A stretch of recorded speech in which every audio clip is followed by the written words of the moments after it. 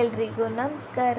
Welcome back to my YouTube channel Anu Karthi. ಎಲ್ಲರೂ ಹೇಗಿದ್ದೀರಾ? ಎಲ್ಲರೂ ಚೆನ್ನಾಗಿದ್ದೀರಾ ಅಂತ ಭಾವಿಸ್ತಾ ಇದ್ದೀನಿ. ಇವತ್ತಿನ ವಿಡಿಯೋನ ರೈಲ್ವೆ ಸ್ಟೇಷನಿಂದ ಸ್ಟಾರ್ಟ್ ಮಾಡ್ತಿದ್ದೀನಿ. ನಾವು ಎಲ್ಲಿಗೆ ಹೋಗ್ತಿದ್ದೀವಿ ಅನ್ನೋ ಹೇಳೋಕ್ಕಿಂತ ಮುಂಚೆ ಯಾರೆಲ್ಲ ನನ್ನ ಯೂಟ್ಯೂಬ್ ಚಾನಲ್ನ ನೋಡ್ತಿದ್ದೀರಾ, ಪ್ಲೀಸ್ 1% ಇಷ್ಟ ಆದರೆ ಒಂದೇ ಒಂದು ಸಬ್ಸ್ಕ್ರೈಬ್ ಮಾಡಿ, ಹಾಗೆ ಲೈಕ್ ಮಾಡಿ, ಶೇರ್ ಮಾಡಿ, ಕಮೆಂಟ್ ಮಾಡಿ.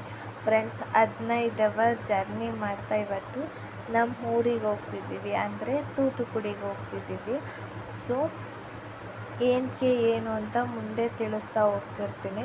ನಮ್ಮ ಮನೆಯವರು ಸ್ಟಾರ್ಟಿಂಗಲ್ಲೇ ಹೇಳಿದ್ರು ಬುಕ್ಕಿಂಗ್ ಮಾಡೋಣ ಅಂತ. ನಾನು ನಮ್ಮೂರ ಥರ ಅಂದ್ಬಿಟ್ಟು ಬುಕ್ಕಿಂಗ್ ಎಲ್ಲ ಬೇಡಪ್ಪ, ನಾರ್ಮಲಲ್ಲೇ ಹೋಗೋಣ ಅಂತ ಹೇಳಿದೆ. ಬಟ್ ಟ್ರೈನ್ ಹತ್ತಿದ ಮೇಲೆ ಗೊತ್ತಾಗಿದ್ದು ತುಂಬ ಈಸಿ ಇರಲಿಲ್ಲ. ಟ್ರಾವೆಲ್ಲು ತುಂಬಾ ರಿಸ್ಕ್ ಇತ್ತು. ಅದು ಒಂದು ಮಗು ಎತ್ಕೊಂಡು ಹೋಗ್ತೀನಿ ಅಂದರೆ ತುಂಬ ಕಷ್ಟ ಫ್ರೆಂಡ್ಸ್. ಇಲ್ಲ ಅವ್ರು ನಿದ್ದೆ ಮಾಡಬೇಕು, ಇಲ್ಲ ನಾನು ನಿದ್ದೆ ಮಾಡಬೇಕು, ಅದು ಹೇಳೋಕ್ಕಾಗಲ್ಲ ಫೀಲಿಂಗ್ಸ್ನ, ಆ ಥರ ಇತ್ತು. ಸೊ ಇದು ಮಧುರೈ ಬಿಟ್ಟ ಮೇಲೆ ಇದ್ದಿದ್ದಂಥ ವ್ಯೂವ್ಸು ತುಂಬಾ ಚೆನ್ನಾಗಿತ್ತು ಫ್ರೆಂಡ್ಸ್. ಆ ಬೆಳಗ್ಗೆ ಆ ಸೂರ್ಯ ಉದಯ ಆಗೋದು, ಮತ್ತು ಈ ಬೆಟ್ಟ ಗುಡ್ಡ ನೋಡೋಕ್ಕೆ ಏನೋ ಒಂಥರ ಚೆನ್ನಾಗಿರುತ್ತೆ, ಹಸಿರು.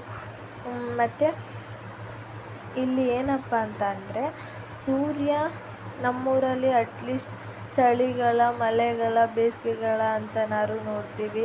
ಆದರೆ ಈ ಊರಲ್ಲಿ ಇಲ್ಲ ಫ್ರೆಂಡ್ಸ್, ಎನಿ ಟೈಮು ಬಿಸಿಲೇ ಇರುತ್ತೆ. ಸೊ ಇದು ಒಂದು 6:30 ಅಂತ ನನ್ನ ಮಗನೂ ಎದ್ದೆ ಅವನಿಗೂ ಫ್ರೆಶ್ ಅಪ್ ಮಾಡಿ ಸ್ವೆಟರ್ ಎಲ್ಲ ಇಕ್ತೆ. ಏನು ಅನ್ಕೋಯ್ತೆ ಇದೇ ಥರ ಕೂಲಿಂಗ್ ಇರುತ್ತೆ ಅಂತ ಅವನಿಗೆಲ್ಲ ಪ್ರಿಪೇರ್ ಮಾಡಿ ಒಂದು 10 ನಿಮಿಷಕ್ಕೆ ಗೊತ್ತಾಯಿತು ಫ್ರೆಂಡ್, ಸೂರ್ಯನೇ ರೈಲ್ ಒಳಗಡೆ ಬಂದಿದ್ದಾನೆ ಅಂತ. ಅಷ್ಟು ಬಿಸಿಲು ಫ್ರೆಂಡ್ಸ್, ಅಷ್ಟು ಬಿಸಿಲು.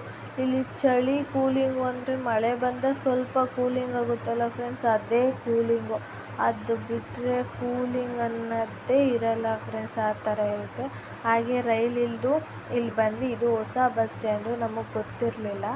ಮತ್ತು ಇಲ್ಲಿಂದ ಹಳೆ ಬಸ್ ಸ್ಟ್ಯಾಂಡ್ಗೆ ಹೋಗಿ ಅಲ್ಲಿ ನೀವು ಇದೇನು ನೋಡ್ತಿದ್ದೀರಾ ಇದ್ರ ಬಗ್ಗೆ ನಾನು ನೆಕ್ಸ್ಟ್ ವೀಡಿಯೋದಲ್ಲಿ ಸಂಪೂರ್ಣವಾಗಿ ತಿಳಿಸ್ಕೊಡ್ತೀನಿ.